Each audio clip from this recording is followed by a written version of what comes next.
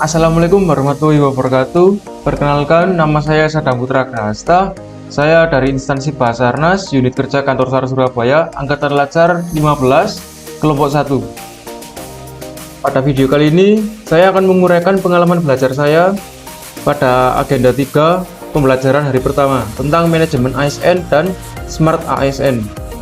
Baik, sebelum kita bahas lebih lanjut tentang pengalaman saya pada pembelajaran kali ini, tujuan daripada pembelajaran agenda 3 hari pertama ini yaitu membekali peserta dengan pengetahuan tentang kedudukan dan peran PNS untuk mendukung terwujudnya smart governance sesuai dengan ketentuan peraturan perundang-undangan untuk menjalankan fungsi ASN sebagai pelaksana kebijakan publik, pelayan publik, dan perekat dan pemersatu bangsa, sehingga mampu memberikan dukungan mengelola tantangan dan masalah dalam mendukung pelaksanaan tugas jabatannya dengan menggunakan perspektif Smart ASN.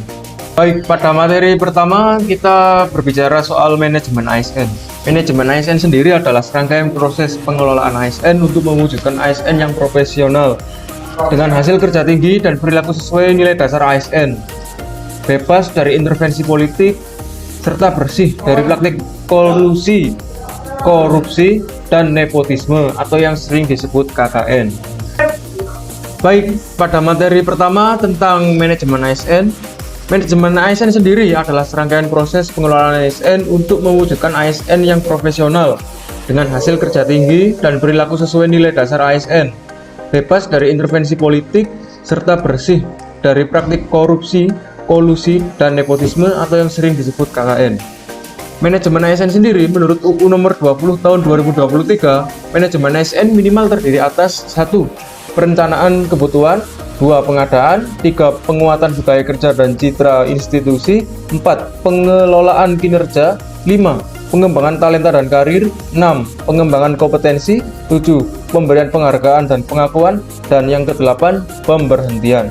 Bicara tentang manajemen ASN, perlu diketahui ASN sendiri itu memiliki definisi sebagai profesi bagi pegawai negeri sipil dan pegawai pemerintah dengan perjanjian kerja yang bekerja pada instansi pemerintah yang diangkat oleh pejabat pembina kepegawaian dan diserai tugas dalam suatu jabatan pemerintahan atau diserai tugas negara lainnya yang digaji berdasarkan peraturan perundang-undangan.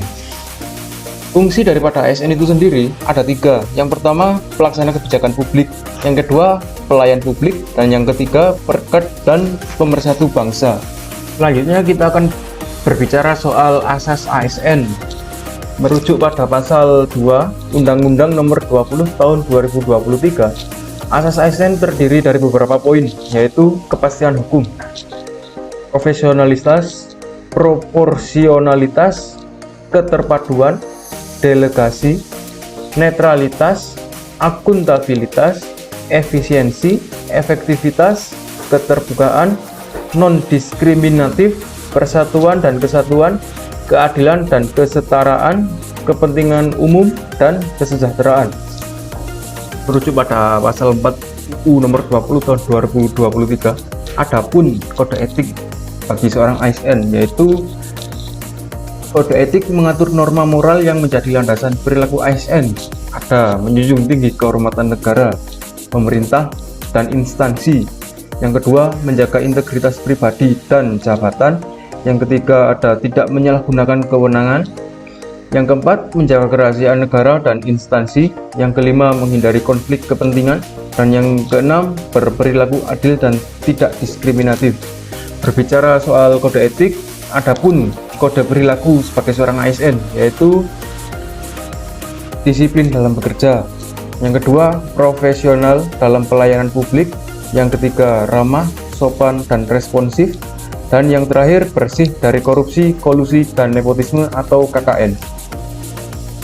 Pada literasi digital dicakup 4 pilar, yaitu yang pertama ada digital skill, yaitu memahami perangkat keras dan lunak atau TIK serta sistem operasi digital.